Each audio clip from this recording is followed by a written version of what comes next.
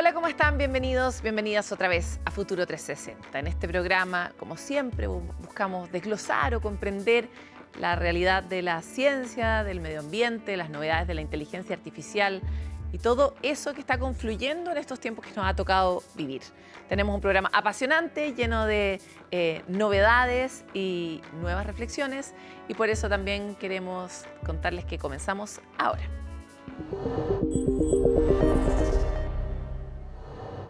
Los quiero invitar a viajar 56 años atrás.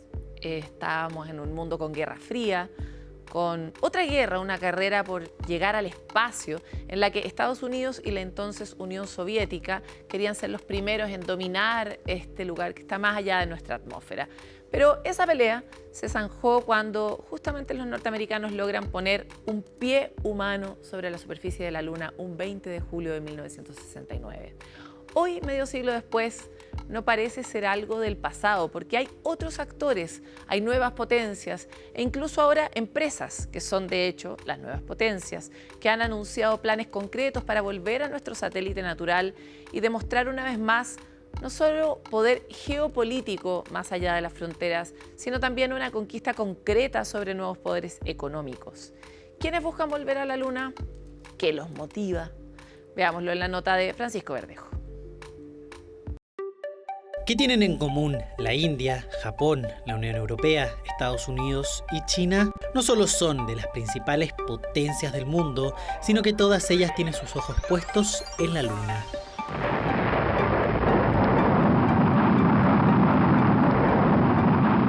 La India ha llevado sondas, Japón está diseñando rovers lunares, Europa busca crear sistemas de comunicación y navegación, mientras que Estados Unidos y China planean, por separado, que la humanidad vuelva al satélite natural antes de 2030. En un momento hubo mucho espíritu de colaboración mundial, que como que todos querían ir, y justamente ya no en el ámbito de la guerra desde hace más de 50 años, sino que todos unámonos justamente por los altos costos, etcétera. Pero ahora pareciera como que se volvió a separar, está en pequeños grupos, como mencionamos, que eran 4 potencias. Fue hace más de 50 años que el ser humano pisó la Luna por primera vez. Desde entonces, 12 astronautas, todos hombres estadounidenses, han tenido el privilegio de llegar a la superficie lunar. Si pareciera ser un territorio ganado, ¿por qué surgen las ganas de volver? Todo parecía indicar que había una disputa entre China y Estados Unidos por llegar a Marte, pero como el viaje a Marte demora mucho, 7, 8 meses, ambos querían ir a la Luna y probar los sistemas en la Luna. El proyecto de una base lunar que permita una larga estadía en el satélite natural es un sueño de la astronomía. Tecnologías de punta y un punto de partida privilegiado hacia Marte serían los principales intereses de este proyecto. Por ejemplo, usarlo como trampolín para ir a Marte. ¿Por qué usaríamos la Luna?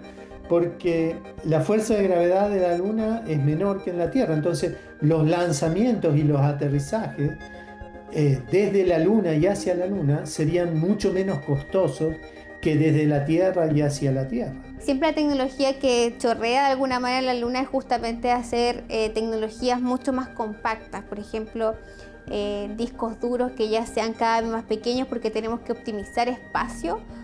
También el tema del alimento, barritas que puedan contener todos los nutrientes.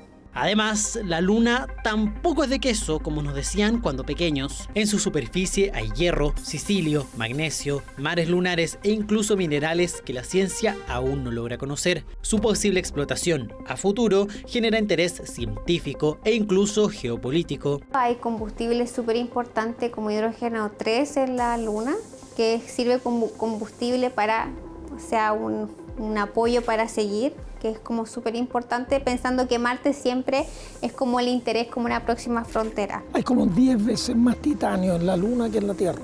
Y si uno quiere ir a Marte, sacar minerales de la Luna para llevarlos a Marte, es mucho más fácil que sacarlos de la Tierra.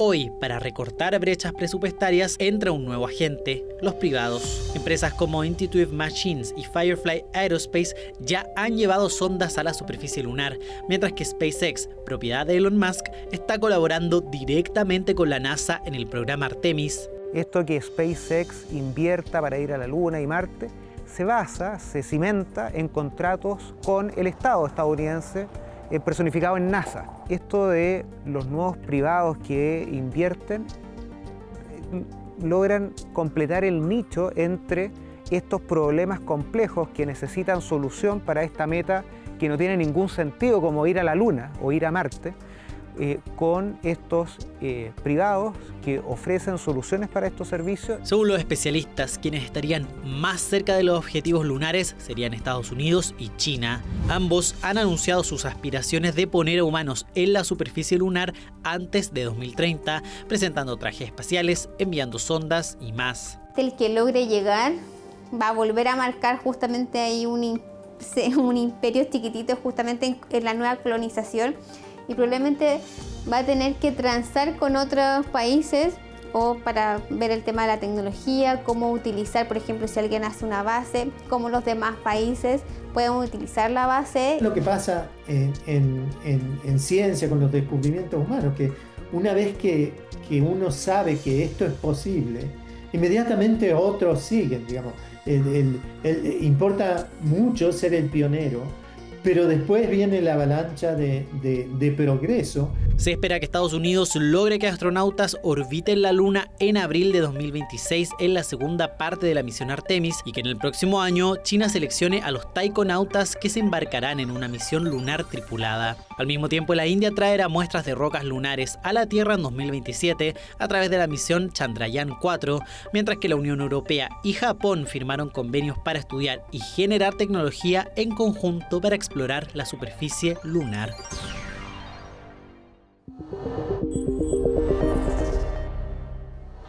En un nuevo capítulo de cómo destruir lo que hemos construido, y particularmente en torno a las políticas públicas de salud, Estados Unidos anunció que el estado de Florida eliminó desde el 1 de julio la fluoración del agua potable. Esta medida durante décadas ha sido central para poder prevenir caries y poder proteger la salud bucal en millones de personas del mundo. ¿Qué es el flúor? ¿Por qué se usa en el agua? ¿Y cuál ha sido el impacto en la salud pública? Sobre todo ahora que sabemos que varias enfermedades de la boca tienen impacto incluso en nuestro cerebro. Constanza Pérez nos cuenta en la siguiente nota. La visita al dentista muchos la asociamos con el flúor. A todos nos han aplicado esto en los dientes o lo hemos escuchado antes. Pero, ¿qué es el flúor?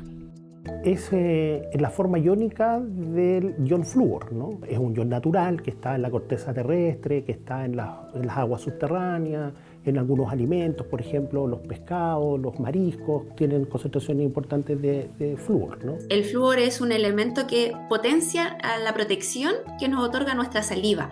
Por eso es importante, y desde que se ha incorporado en el agua y en las pastas dentales, se ha visto claramente un declino en lo que es la prevalencia y la severidad de las lesiones de caries. Las caries son una enfermedad en que las bacterias de la boca fermentan el azúcar, produciendo un ácido que provoca agujeros en los dientes, causando dolores y pérdida de piezas dentales.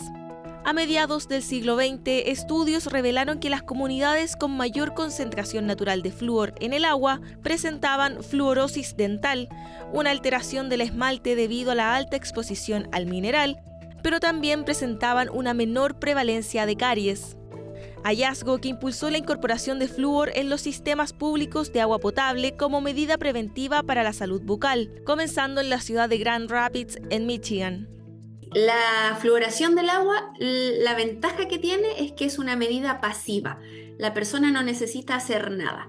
Incluso el hecho de no consumir agua, igual la persona viviendo en un área que tiene agua fluorada se beneficia por el hecho de los alimentos cocinados con ese fluoruro.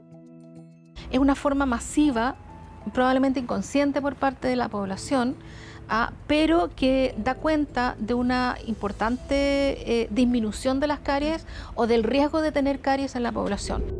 En 1999, los Centros para el Control y Prevención de las Enfermedades en Estados Unidos destacaron la medida como uno de los 10 mayores logros en salud pública del siglo XX, junto con la vacunación, y estimaban una reducción de hasta un 70% en la prevalencia de caries en niños y de un 60% en adultos. Pese a que esta medida ha sido replicada en varios países, incluido Chile, el republicano Ron DeSantis, gobernador de Florida, impulsó la prohibición de la fluoración del agua pública en su estado, argumentando que era una medicación forzosa que vulneraba el consentimiento de la población. La prohibición comenzó a regir el 1 de julio de este año y se sumó al estado de Utah y otros países europeos que han revertido esta medida. Ya hay 3 publicaciones científicas que han mostrado que países que tomaron esa decisión política de eliminar la fluoración del agua, que es una inversión pública, han visto los niveles de caries aumentar. Se prevé que las personas, sobre todo las que más lo necesitan, las personas que no tienen el nivel de conocimiento ni el acceso a la salud y porque tienen otro tipo de necesidades y prioridades, son las personas que se van a ver más afectadas cuando se elimina esta medida de protección. En algunos casos puntuales se ha visto que se ha logrado mantener los mismos niveles de prevención que se tenían con el agua potable, pero acompañados de un incremento del uso de pasta fluorada, que vendría a ser como otro vehículo de aplicación de fluoruro, que la diferencia que tiene que ya requiere del autocuidado de la persona que decida comprar la pasta y usarla regularmente. Aunque algunos opositores apuntan a la peligrosidad del consumo elevado de este mineral, la evidencia científica expone que la concentración óptima de flúor para mantener el cuidado bucal y evitar efectos adversos va desde los 0,6 al 1,0 miligramos por litro. Daños potenciales que pueden atribuirse al flúor son solamente aquellos relacionados con la fluorosis. Hay algunos estudios que han sugerido que puede haber algún otro tipo de daño, como por ejemplo algún daño tiroideo, algún daño en otros órganos nobles o algún deterioro en el nivel cognitivo, pero la verdad es que esos estudios no son concluyentes, sus metodologías no son las mejores, y lo otro es que cuando uno tiene la posibilidad de atribuir un daño directo a un factor causal, no tiene que haber ningún otro. El único culpable debería ser ese. Los estudios no logran hacer eso. En Latinoamérica, Chile fue pionero en la fluoración del agua, comenzando en 1953 con un plan piloto en la ciudad de Curicó, implementado con recursos internacionales y el cual redujo en un 50% la prevalencia de caries. Hoy se estima que más del 80% de la población en Chile se ha visto beneficiada con el agua potable fluorada. Es universal, no depende de que las personas tengan posibilidad de acceder al dentista, lo están recibiendo siempre en forma constante, y retirarlo es finalmente por parte de un Estado el quitar una protección. Ya entrada en vigencia la prohibición de esta medida en Florida, queda por ver los efectos que podría llegar a tener en sus más de 23 millones de habitantes, en un estado en el que un 77% de su población recibía agua pública con fluoración óptima.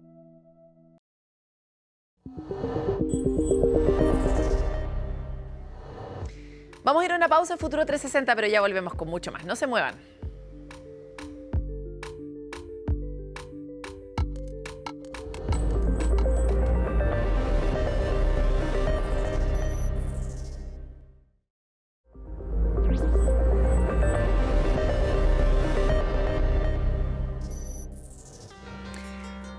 Ustedes saben que hemos tenido la porfiadez de mantenernos conversando sobre inteligencia artificial hace muchos años, entendiendo que esta ola gigante de transformación realmente está transformando demasiadas dimensiones de nuestra vida y va a cambiar muchas más en el futuro de la experiencia cotidiana del trabajo, de la interacción con nuestros dispositivos, de la interacción con otros, y tanto más que todavía no hemos podido ni siquiera imaginar.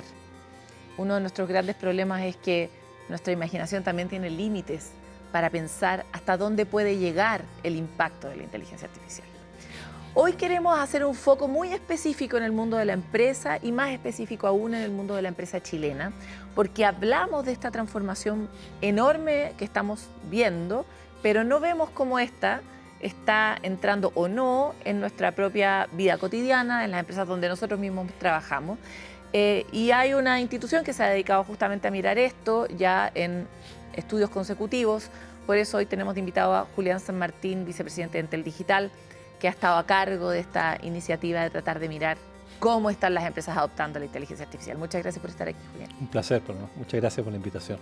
Voy a partir con mi propia declaración. ¿Cómo están las empresas adoptando la inteligencia artificial? Difícil pregunta. Yo partiría por decir de que como estamos antes del cómo, estamos lentos. Sí. Hay quizás una falta de entendimiento real del impacto de la inteligencia artificial aún, más allá de las declaraciones habituales que se hacen. Y en el cómo, yo te diría de que, y esto lo hicimos en conjunto con CENIA, ¿no es cierto? Tratando de entender... Que es un centro de inteligencia artificial, un Centro Nacional de Investigación. Nacional de Inteligencia Artificial, exactamente.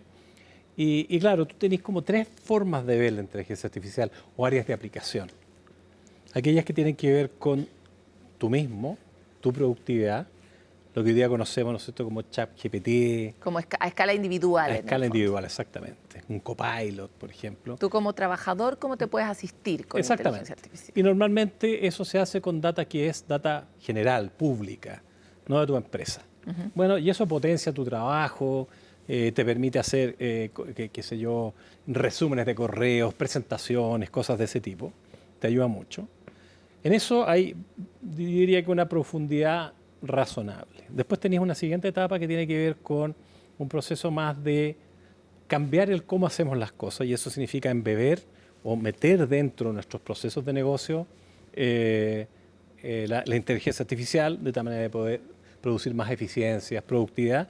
Y luego tienes una última etapa, que es la etapa ya de transformación. Realmente transformar la forma como haces las cosas, transformar tus modelos de negocio, transformar tu operación, y ahí estamos... ¿Cómo distingues tú la etapa del cambio con la de la transformación? Porque solemos usarlos como sinónimos. Es que el cambiar como yo hago algo... Ya no lo voy a escribir a manuscrita, lo voy a escribir en imprenta. Por ejemplo. No lo voy a escribir largo, lo voy a escribir corto. Exactamente. O yo tengo un proceso hoy día que es manual y lo que hago es poner una robotización para que sea inteligencia artificial, que va un poquito más allá de la digitalización, lo robotizo. Pero tengo una entrada, tengo una salida, tengo algo que es totalmente predecible, lo automatizo, genero eficiencia. Ya. Cuando habláis de transformación, ¿no es cierto?, estáis hablando de, por ejemplo, hemos ido a un caso extremo, que es como la hiperpersonalización de una oferta que tú haces a tus clientes. Y es como distinguir a cada uno de tus clientes de forma individual, de acuerdo a sus comportamientos, al uso que hacen, ¿no es cierto?, de los productos. A sus tránsitos, a su navegar por la ciudad, exactamente. Y tú eres capaz de, por ejemplo, configurarle la web que entra a tu empresa para él. Nadie más la ve de la misma forma que la ve él. O un producto, es decir, este producto es específico para ti. Eso es un proceso transformacional bien de borde. Pero que lo hemos visto en todas las películas de ciencia ficción, sí. y que antes era inimaginable porque eso supone una cantidad de esfuerzo, de data, de procesamiento de data, que permita efectivamente comprender la conducta, ¿no? Que somos una bolsa de grandes datos de conducta que son muy particulares, los humanos. Exacto. Quisiera traerte un poquitito al inicio porque me dijiste vamos lento. Sí. Yo tengo la percepción, y quisiera saber si tú la compartes, que es que no solo vamos lento, sino que además como que vamos perplejos. Como que uno ve directorios, ejecutivos, trabajadores, que uno empieza a hablar de inteligencia artificial o abre ese tema dentro de la empresa y todos ponen un poco cara como de ciervo encandilado, así como, esto es demasiado grande, no sé hacia dónde moverme, me siento súper congelado. ¿Cómo estás viendo tú esa, o estamos todos activos? ¿Cómo ves tú que estamos reaccionando? Yo coincido plenamente con lo que estás diciendo tú. Yo creo que hay algo de perplejidad. Ya la hubo con los temas de ciberseguridad en su minuto, y son temas que están súper conectados. Y tú miráis esto a nivel de directorios, miráis esto a nivel de gerentes de empresas, y también era como, no, si la ciberseguridad, ¿de qué me estáis hablando? Bueno, esto es multiplicado por 100. Y efectivamente, yo creo que la gente, y en particular las empresas, están empezando a darse cuenta A de reaccionar. las implicancias que esto tiene. Y no es fácil darse cuenta de las implicancias que tiene. Es un proceso de racionalización muy complejo. Como decías tú antes, con hasta dónde llega el límite de mi propia imaginación, que no sea leer cosas, de hasta dónde me puede impactar. Por ejemplo, te digo, un área de procesos dentro de una empresa. Tú antes, cuando hablabas de un área de procesos dentro de una empresa, decías, gente que sepa de procesos, tareas, subtareas, indicadores.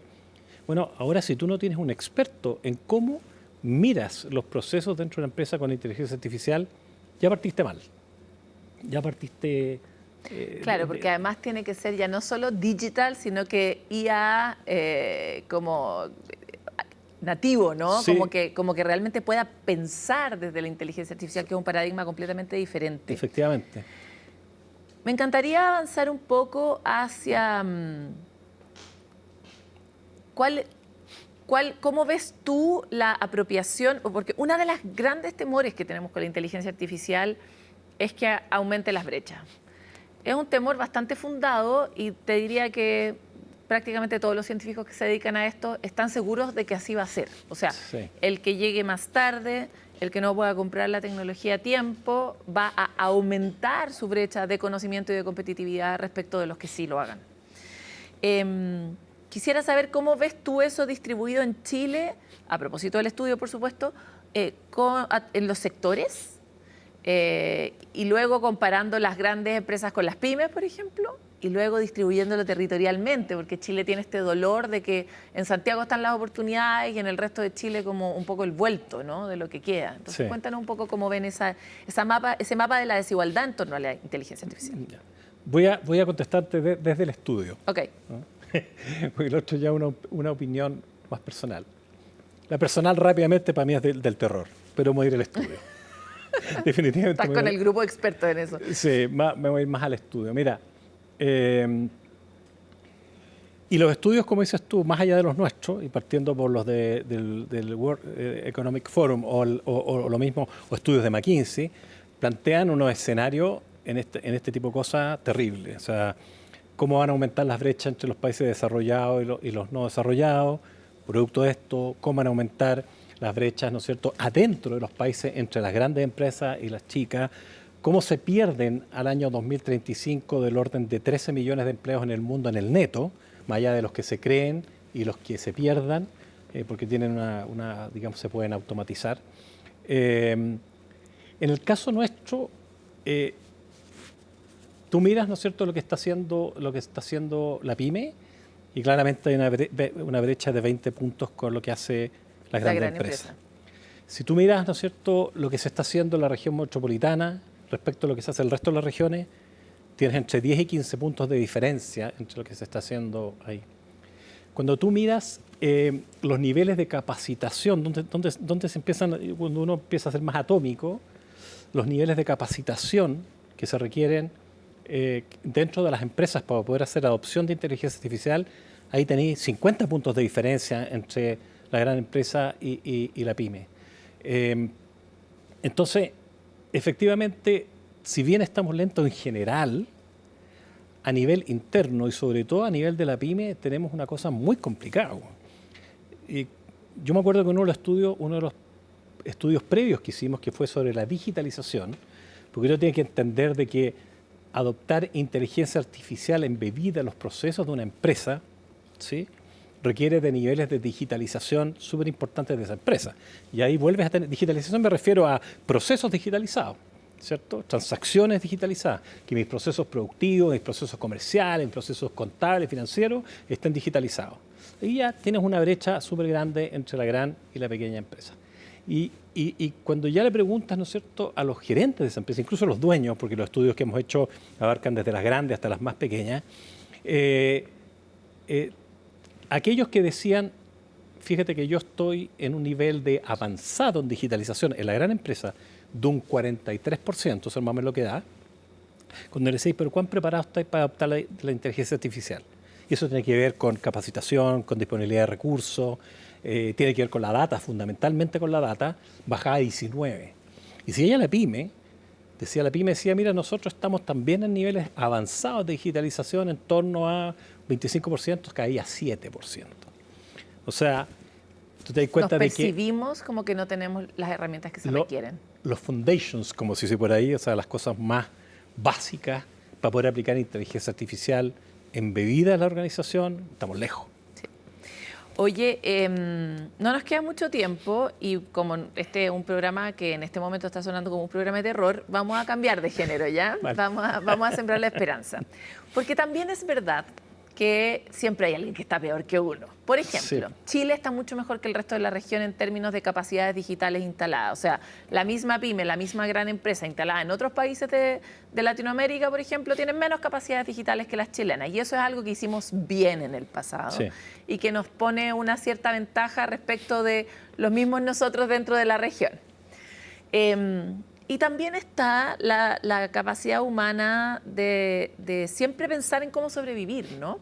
Entonces, avancemos hacia los puntos donde tú crees que se pueden hacer acciones concretas que puedan mejorar nuestro escenario. Una que yo recuerdo y que me conmueve es que la inteligencia artificial, siendo una de las más grandes transformaciones y probablemente crisis que nos va a tocar mirar, nos está volviendo a hacer conversar de cosas que antes parecían como de otro mundo, del mundo como de la caridad. Y te pregunto esto porque mi pregunta es, ¿qué crees tú que es hoy el rol de las grandes empresas respecto justamente de la crisis de las pymes y de las medianas, que muchas veces son proveedoras, en esta situación en la que nos encontramos? ¿Qué le toca a la gran empresa y a la institucionalidad pública hacer para reducir el impacto y el dolor de estos dos sectores que probablemente se van a ver mucho más afectados?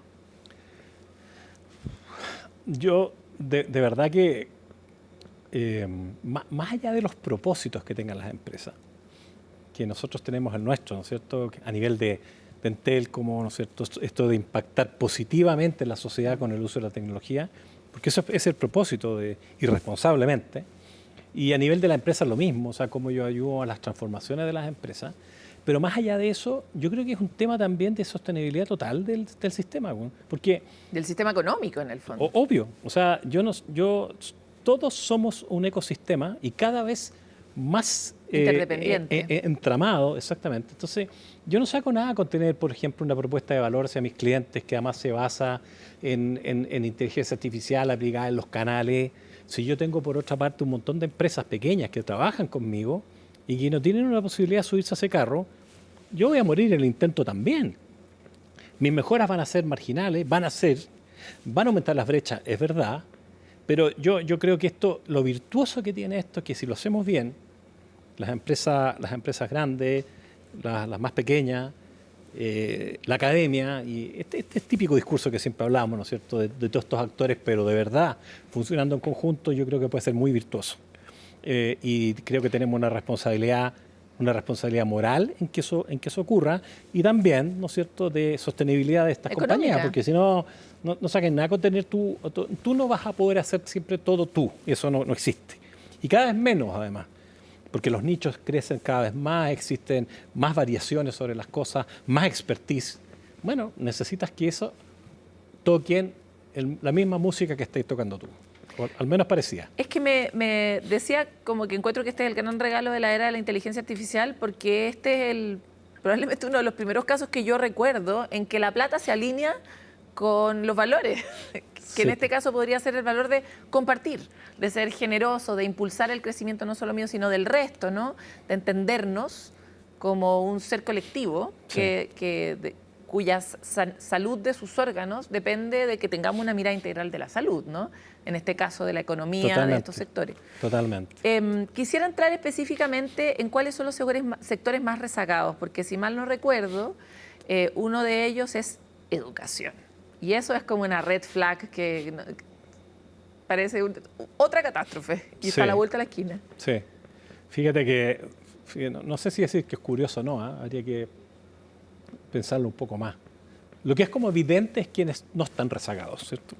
Las empresas tecnológicas no están rezagadas, las nuestras que están dentro de ese entorno tampoco. El mundo financiero es un mundo la empresa financiera es una empresa tecnológica por donde la mires. Es muy adaptativa, además. Sí. Ahora, claro, llama la atención el gran rezago que tiene el mundo de la educación. Llama también la atención el gran rezago que tiene el mundo de la salud. con el impacto que puede tener esto de verdad dentro de la salud, de la manera de poder dar servicios, ¿no es cierto?, telemedicina, poder tener una cobertura mucho mayor. Y que la plata nos rinda más en un sector donde siempre falta. Totalmente, ¿no? Totalmente. Bueno, todos sabemos que hay los gastos, ¿no es cierto?, de repente en especialistas no son los que uno quisiera, ni se ocupan de la mejor manera. Bueno, eso todo tiene que ver también con cómo está armado esto, cómo opera el sistema operativo de la salud, más allá de las prestaciones o no. Y sí, y estamos súper atrás en eso, en educación súper atrás. Las regiones también en general tienen una brecha con Santiago, se vuelve a ser un tema, ¿ya? Aunque hay algunas que menos, ¿no es cierto?, que tienen un desarrollo más avanzado, pero en general hay una diferencia por lo menos 15 puntos. Entonces, claro que sí, pues, hay sectores también curiosos. Fíjate que uno pensaría de que la minería en Chile es súper altamente tecnologizada y es de las que está menos digitalizada. Y sí, porque los procesos más centrales de ellos están muy digitalizados, pero si uno lo mira en términos holísticos, no es una empresa tan digitalizada. Claro, y sería razonable invertir en esos focos competitivos. La agricultura, por ejemplo, ¿cómo la vieron? Total, no. O sea, la agricultura, fíjate que la agricultura, en el caso de digitalización, está bien atrás, muy atrás. O sea, procesos digitales dentro. Pero en el caso de inteligencia artificial no están tan mal. Porque es una industria en general bien sensorizada, ¿ya? Dependen mucho del clima, dependen mucho de las calidades de los suelos, ese tipo de cosas. Entonces, están bastante avanzados en eso, ¿eh? Tienen buenos niveles de inteligencia artificial embebida, por ejemplo, en sensorización. Que es distinto a decir, oye, la industria del agro está digitalizada completamente. No, eso no es verdad. O sea, los estudios pero está bueno ese problema. Es más fácil digitalizar que embeber en inteligencia artificial. Claro, porque lo curioso es parte del fenómeno. El dato que ellos requieren no es un dato propio, es un dato que está ahí, está en el suelo, está en el clima, a la lluvia. Oye, Julián, te quiero dar muchas gracias por esta entrevista. A todos quienes quieran consultar los resultados de este estudio, Entel Digital los tiene de manera pública, me imagino. Sí, claro, sí, por supuesto. Sí, yo ya lo leí, por eso creo que está público. Pero es súper importante. La idea es que sea un aporte. Te seguiremos invitando porque queremos saber qué pasa con la empresa y ver si les podemos entregar algunas claves. Así que muchas gracias. Encantadísimo. Es un tema apasionante. Y es interesante cómo la amenaza de la extinción, sea de la empresa, de uno mismo, etcétera, de un negocio, igual nos mueve de una manera diferente. Es importante conectarnos con esa energía para poder ponernos en acción, porque tiempo no hay. Eso sí, también es un acuerdo entre los científicos. No hay tiempo, hay que moverse ahora. Vamos a una pausa muy rápida, porque no hay tiempo, y volvemos con más.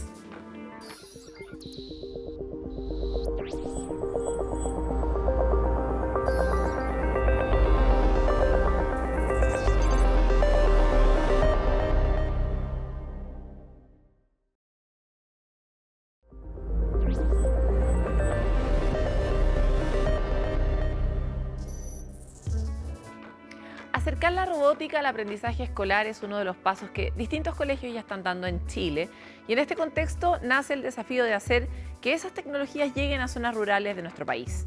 Manito es un brazo robótico que, con el apoyo de ANID, está logrando justamente enseñar en las escuelas de la región de los lagos esta tecnología. Conozcamos más en la siguiente cápsula. Manito, como el nombre que nosotros le pusimos al robot, es un robot que está hecho para interactuar con niños pequeños. O sea, nosotros pensamos que los niños pueden utilizar los robots ahora desde edades como incluso desde los 4 años, de los 4 años adelante. Y eso es súper importante porque ahora todos los planes de educación actual te dicen que tienes que empezar a enseñar a los niños inteligencia artificial, robótica desde que son más pequeñitos. Manito interactúa de una manera natural con los niños. Esto significa a través de la voz. Entiende lo que un niño le dice y hace con respecto a la instrucción que el niño le da. También entiende cuando el niño se va equivocando. Entonces, básicamente es como una herramienta educacional de apoyo a la docencia. Por ejemplo, nosotros queremos enseñar el pensamiento computacional, que es algo que los niños tienen que saber ahora desde pequeñito, que es básicamente pensar de una manera como piensan las computadoras cuando nosotros queremos programar. Dicho eso, Manito lo que hace es que tú le das una actividad y en esa actividad Manito sabe lo que tiene que hacer y empieza a interactuar con el niño. El niño empieza a dar instrucciones, Manito empieza a hacer cosas, empieza a manipular objetos y el niño va viendo cómo va progresando su tarea. Manito sabe cuando un niño se equivoca, le dice al niño que vuelve a intentar cuando se equivoca y trata de guiar la actividad por sí mismo. La actividad nosotros la consideramos semi-supervisada. Esto significa que el profesor es súper importante porque la inteligencia artificial actualmente tiene errores, o sea, no es infalible. Entonces siempre tiene que ser que nuestro robot sepa que hay veces donde no puede hacer más cosas y requiere la ayuda del profesor. Nosotros nos enfocamos mucho en la parte rural porque ellos son los que están más alejados. Piensa que en términos prácticos sigue siendo novedad que hay colegios rurales con internet. Entonces, si lo pensamos desde el punto de vista de los avances actuales, los colegios rurales están muy atrás. Y si siempre van a la cola, nunca van a estar a la par con los urbanos. Entonces, lo que nosotros hacemos, y es súper importante, es construir tecnología que puedan ser utilizada por ellos, por los entornos rurales, y que ellos sean los primeros que lo tengan, cosa que ellos estén a la par con los colegios urbanos desde ahora.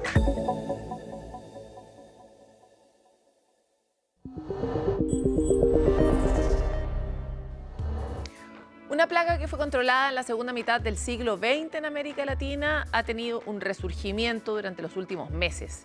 Es el gusano barrenador del Nuevo Mundo. Suena terrible, es como un ser apocalíptico. Pues, ¿dónde está presente? ¿Qué efectos tiene? ¿A qué se debe que haya resurgido? Lo vemos en el siguiente informe de Cristian Soto.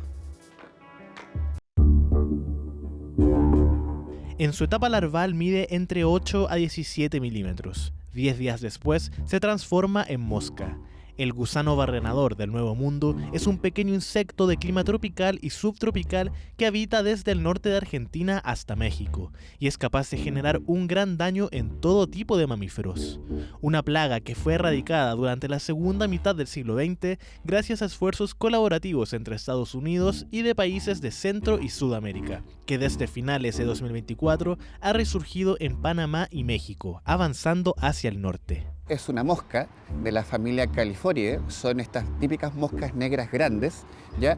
Es un insecto holometábodo, lo que significa que tiene una metamorfosis completa desde un huevo, pasa a un estado larvario, esos estados larvarios van creciendo, luego entra a un estado de pupa, que es como una crisálida, y finalmente de ese estado pasa a un estado adulto, que es la mosca que vemos hoy en día. Este ciclo, y lo importante e interesante de este gusano barrenador, es que lo hace en animales ya que son de sangre caliente. El gusano barrenador ha adquirido en los últimos meses una importancia gigantesca, ¿no? Debido a que provoca pérdidas en el ganado. Vive naturalmente en Sudamérica, pero claro, cuando tú llevas esta especie hacia fuera de ese espacio natural, ya se transforma en un problema. El riesgo de esta plaga es que la larva se alimenta de carne fresca presente en heridas de mamíferos, principalmente en ganado, animales domésticos e incluso humanos. La mosca está por ahí, siempre está por ahí. Detecta que existe una pequeña herida y va hacia allá. Deposita los huevecillos, ¿sí? Y es ahí cuando empieza una infestación, ¿sabes? Esa infestación se provoca cuando los huevecillos eclosionan, ¿sí? Y las larvas comienzan a degradar el tejido, ¿sabes? El músculo en este caso. ¿Eso qué genera? Pues bueno, genera que existe una enfermedad que se llama miasis. Una infección que si no es tratada puede generar la muerte. Para controlar al barrenador, hace décadas se aplica la liberación de moscas estériles macho criadas en laboratorio, aprovechando que las hembras se aparean solo una vez en su ciclo de vida. Al liberarse con el medio ambiente, compiten con los machos fértiles que están en el medio ambiente, se aparean con las hembras, pero esas hembras no pueden poner huevos fértiles y por lo tanto la postura de huevos se reduce en forma significativa y como el ciclo de vida de la mosca es corto, entonces esa mosca murió pronto, ¿cierto? No dejó descendencia y en la medida que vamos liberando y liberando y liberando machos, vamos haciendo que las poblaciones se vayan reduciendo. A finales de 2024 se reportaron nuevos casos de gusano barrenador en ganado mexicano Y, en línea con la retórica de relaciones exteriores de la actual administración estadounidense, el gobierno de Donald Trump tomó la drástica decisión de cerrar la importación de ganado de pie proveniente desde México. Al saber que había un caso en Veracruz, desde nuestro punto de vista, pues toma una decisión totalmente exagerada el volver a cerrar la frontera. De todas maneras, ¿nosotros qué hacemos? Pues de inmediato vuelven a trabajar los equipos técnicos para mostrar pues que está bajo control y que se está haciendo todo lo que científicamente se debe de hacer. Porque se siguen tomando estas acciones, creemos que desincentivan a la colaboración y al trabajo en conjunto que se da como autoridades. Por eso se debe generar confianza y por eso debemos de trabajar de la mano, porque es del interés de los americanos de que no les llegue esta contingencia a ellos y también es el interés de nosotros de que no avance. El gobierno mexicano ha aumentado su control sanitario en el ganado e incluso ha aplicado medidas como perros de rastreo para detectar la presencia de la plaga. La pregunta que queda es, ¿por qué ahora, luego de décadas bajo control, está resurgiendo el gusano barrenador? La crisis climática y el mercado ilegal de ganado son algunos de los factores que apuntan los expertos. Esta plaga particularmente le gusta los climas templados o más calor del natural. Por ende, si te voy a dar un ejemplo, producto del cambio climático, la temperatura promedio aumenta 1 grado más, que uno podría decir 1 grado es poco, pero 1 grado más puede hacer que reaparezcan plagas que antes habían sido controladas y que con ese grado de temperatura su ciclo es mucho más rápido y mucho más eficaz. También tenemos transporte de ganado que no necesariamente es de procedencia legal.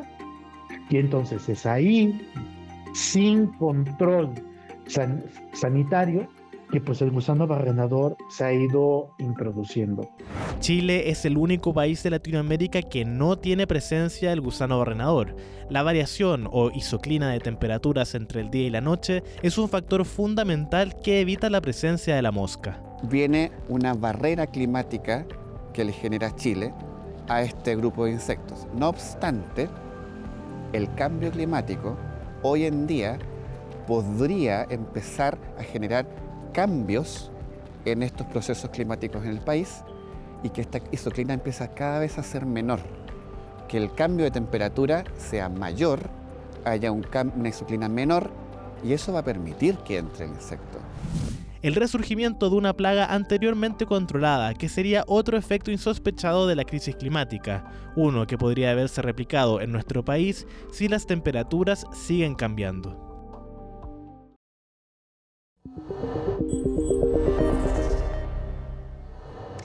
Llegan los breves de Futuro 360 y les queremos contar algunas de las novedades que están ocurriendo en el mundo de la ciencia, el medio ambiente y tanto más. Y vamos a partir con esta consulta pública sobre la Estrategia Nacional de Ciudades Verdes para Chile, que ya está abierta su consulta. Es un plan que busca transformar el espacio público de todos nosotros y nosotras en zonas urbanas con espacios que sean más sostenibles, pero también más resilientes a la crisis climática, desarrollando infraestructura verde o soluciones basadas en la naturaleza. Sabemos que las ciudades hoy día son centrales para poder sobrellevar bien las transformaciones del clima. Y es por eso que es tan importante que todos pongamos atención en este proyecto. El anteproyecto fue elaborado por el Ministerio de Vivienda y el de Medio Ambiente, además del Fondo Verde del Clima y la Organización de Naciones Unidas para la Alimentación y la Agricultura, FAO. Este tiene una hoja de ruta desde 2025 a 2050, con ejes como, por ejemplo, cuál sería el rol de la planificación urbana, de la acción climática local, de la integración de la ciudad, cómo se puede obtener financiamiento para que se pueda transformar efectivamente, reverdecer la ciudad y qué gobernanza requiere que sea participativa para que finalmente las soluciones puedan dar cabida a todas las necesidades de los ciudadanos y ciudadanas. En este proyecto se busca desarrollar un proceso de consulta pública donde todos van a poder enviar sus observaciones sobre cada uno de los ejes, luego van a ser analizados antes de publicar la estrategia final a fin de año. Para ser parte de esta consulta, ingresa a participacionciudadana.minbu.gov.cl y luego a la sección Consultas Ciudadanas. El llamado estará disponible hasta el próximo viernes 8 de agosto.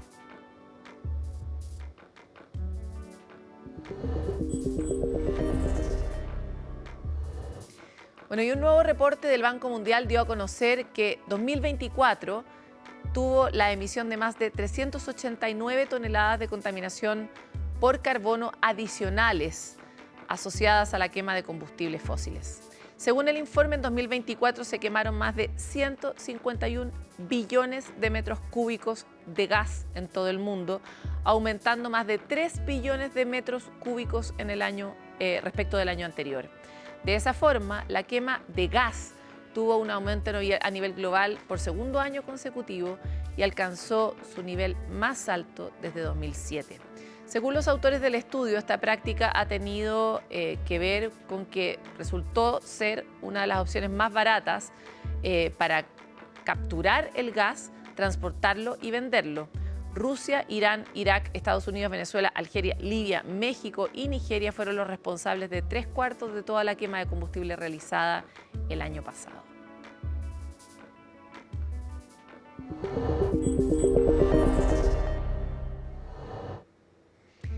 ¿Eres un ser sofisticado y te encantaría tener, por ejemplo, un meteorito en el centro de tu casa? Parece un escenario sacado de ciencia ficción, pero la verdad es que es realidad para un comprador anónimo de Estados Unidos.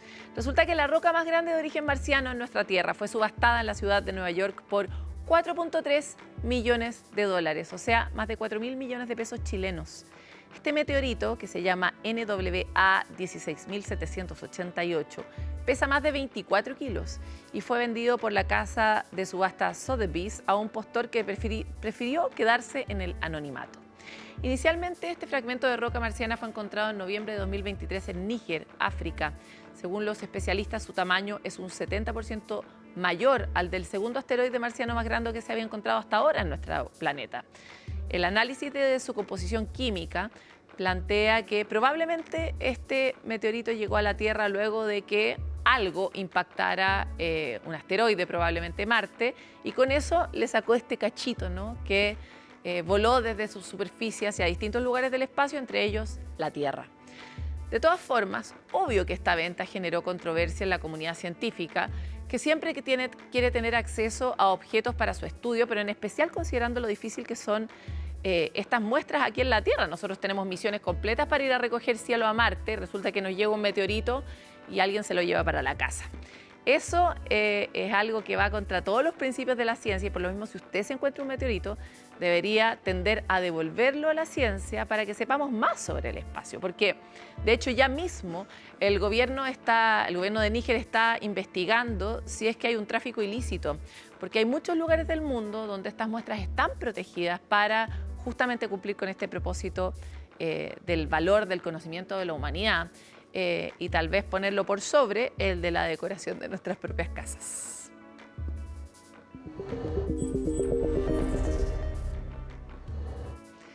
Uno a veces siente que lo que hace no tiene mucho valor para proteger el planeta y se siente como microscópico, como que no mueve la aguja. Sin embargo, les queremos contar un ejemplo sencillo de colaboración comunitaria que busca enfrentar contaminaciones que a veces son muy graves para nuestros suelos. La iniciativa fue recoger cigarros de todas partes, ¿no? Esta es la recolección de cigarros más grande de Chile y logró recoger 170.000 colillas de cigarro, que equivale a resguardar la limpieza de más de 85 millones de litros de agua. Ustedes saben que las colillas tienen tóxicos que son altamente contaminantes. Estos positivos resultados fueron llevados a cabo por una brigada de 900 voluntarios que durante 8 meses recorrieron 12 grandes ciudades a lo largo del país recogiendo este contaminante, que es un residuo urbano desde las calles de Antofagasta, Santiago, Valparaíso, Puerto Montt, entre otras. Esta recolección está siendo acompañada por otro proyecto de economía circular, que es que la empresa chilena Imeco se dedica al reciclaje de estas colillas y va a extraer la celulosa que hay en ellos. Es un tipo de plástico de origen natural que compone el filtro del cigarro y que se va a procesar para que pueda ser usada como material en la calefacción de textiles, de la confección de textiles, accesorios, lentes y otros productos duraderos. Por ejemplo, ya se hicieron llaveros reciclados que se entregaron como un regalo simbólico a los voluntarios que estuvieron recogiendo todas estas colillas. Es importante contar que la recolección fue posible gracias a la colaboración entre una fundación, Mapeco, y Scotiabank, quienes destacaron la iniciativa como una acción ambiental con impacto tangible que además puede ayudar a mitigar los efectos que tiene la actividad humana en el medio ambiente. Por lo pronto, si usted es una de esas personas que aún no deja de fumar, no tire la colilla al piso, menos si está en una zona natural. O sea, ¿qué cuesta botarlo a la basura? Que tratar de que dejemos de ser un problema tan grande, ¿no?, para el planeta y para otras especies.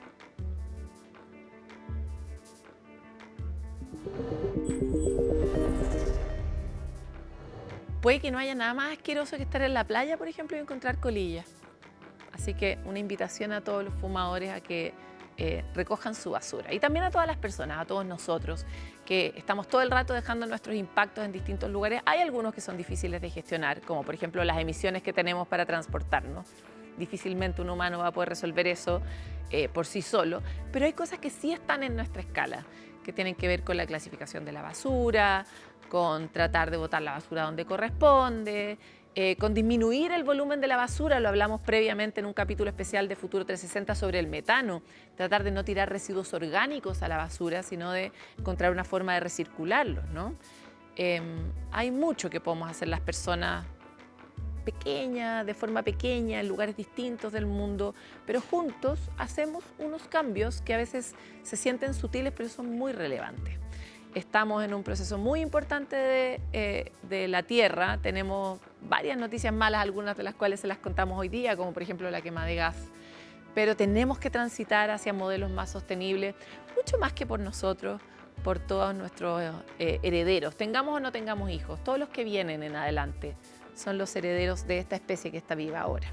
Así que muchas gracias por estar con nosotros en Futuro 360. Los esperamos en otro capítulo y volveremos con más de la ciencia, el futuro y el medio ambiente.